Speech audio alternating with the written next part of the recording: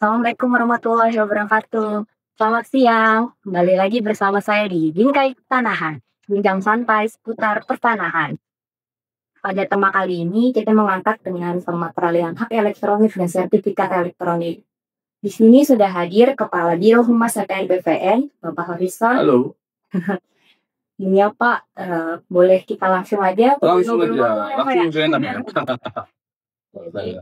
Ini ya Pak, ini kan zaman modern ya Pak ya, pastikan semuanya juga udah serba elektronik. Mhm, E-money, juga lain-lain sebagai sistem elektronik. Salah satunya kan di bidang pertanahan ada sertifikat elektronik nih, iya Pak. iya. Nah, kalau sertifikat elektronik itu kan, kuota nasionalnya itu, sekitar 5 juta ya, Pak, 5 juta lebih. Cuman di Jabar itu, 900 ribu lebih lah sudah orang mempunyai sertifikat elektronik. Menurut Bapak ini ya, bagi orang-orang awam yang belum tahu nih, Pak, gimana sih cara, beralihnya dari sertifikat biasa ke sertifikat elektronik? Nah, saya mau tanya nih kepada Bapak Ya, nih, ya. gimana Pak? Oke, terima kasih Alisa ya. Assalamualaikum Iya, Bapak. warahmatullahi wabarakatuh buat semuanya yang hari ini sedang menonton podcast Bingkai Pertanahan. Betul tadi disampaikan. Jadi semuanya sebenarnya berawal dari ini Alisa, keinginan pemerintah memberikan layanan yang lebih baik, lebih transparan, lebih akuntabel, dan lebih memberikan kepastian. Itu saja. Nah, kenapa harus berpindah ke elektronik?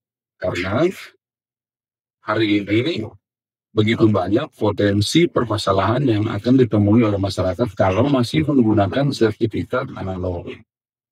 Katakanlah, kita semua tentu tahu Indonesia ini kan negara ring of fire, ya.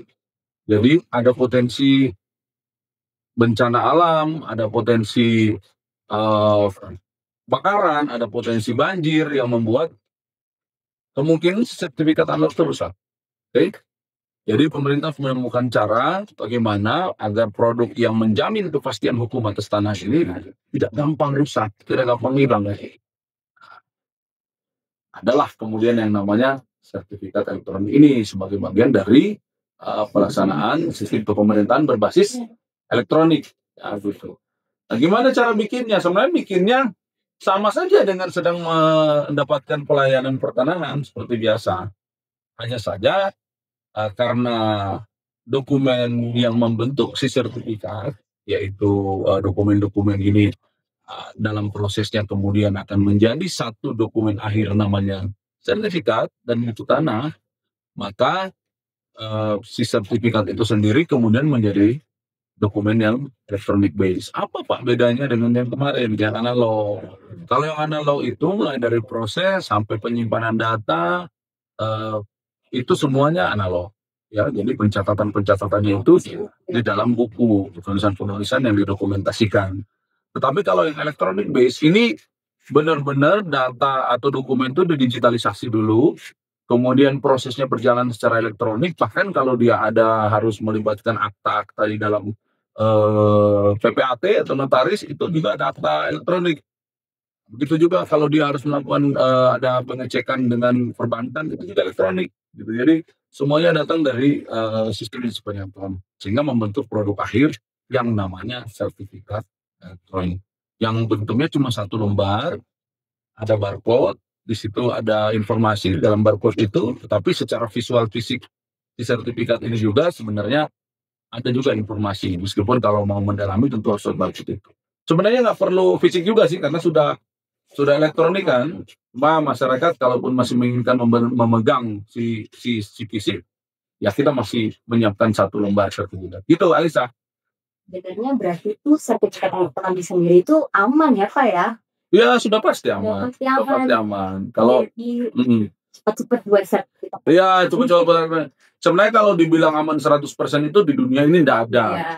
Tidak ada yang 100% aman. Tetapi kalau bicara mitigasi dalam rangka supaya tidak terjadi potensi yang tadi saya sampaikan di awal, bakaran, rusak, hilang, atau yang paling ditakuti nih, apa sebenarnya Alisa yang paling ditakuti? Kamu sebagai Gen Z, apa yang kamu paling takutkan dari kepemilikan tanah? Biar nggak diambil orang. Nah, biar nggak diambil orang atau tidak diserobot mafia tanah. Nah, kalau sudah sertifikat elektronik, otomatis siapapun yang coba-coba merubah data, merampas dan lain sebagainya harus berhadapan dengan serangkaian tahapan sekuritas dari si sistem ini, yang mana kita pasti memperhatikan betul bagaimana keamanannya ya, jadi kita jaga dan akan tidak gampang bagi orang untuk siapapun dia untuk mencoba menerobos sistem pertahanan atau sekuritas. Jadi itu juga salah satu manfaat kenapa sertifikat elektronik perlu. Gitu. Pak, pertanyaan terakhir ya Pak, boleh ya? Oh terakhir nih, last but not least. Oke. Kira-kira nih harapan Bapak dengan adanya sertifikat elektronik ini untuk masyarakat punya ini ke depannya gimana? Harapan saya? Iya. Kamu mau yang jujur? Wah mau dong Pak. Harapan saya semua masyarakat mengurus sertifikatnya atau melakukan alih media dalam bentuk sertifikat elektronik. Saya berharap masyarakat di seluruh Indonesia dari Sabang sampai Merauke dan Timur sampai ke Pulau Talaut memahami bahwa sertifikat ini memberikan kepastian hukum atas tanah. Oleh karena kita ingin semua pasti, saya punya pasti kan? Ingin diberi kepastian kan? Maka sistemnya harus juga pasti, harus bisa dijamin keamanannya. Artinya negara hadir, negara tidak membiarkan masyarakatnya susah karena kehilangan, rusak atau dimainkan oleh mafia tanah. Sertifikat elektronik adalah bagian dari kehadiran negara. Jadi masyarakat, mari kita sukseskan dan kita alihkan segera sertifikat elektronik. Itu Alisa. Ya, terima kasih Bapak waktunya. Oke, kalau gitu kita tutup tema hari ini, kegiatan hari ini. Sampai jumpa di sesi berikutnya. Sampai jumpa. Terima kasih. Terima kasih Bapak.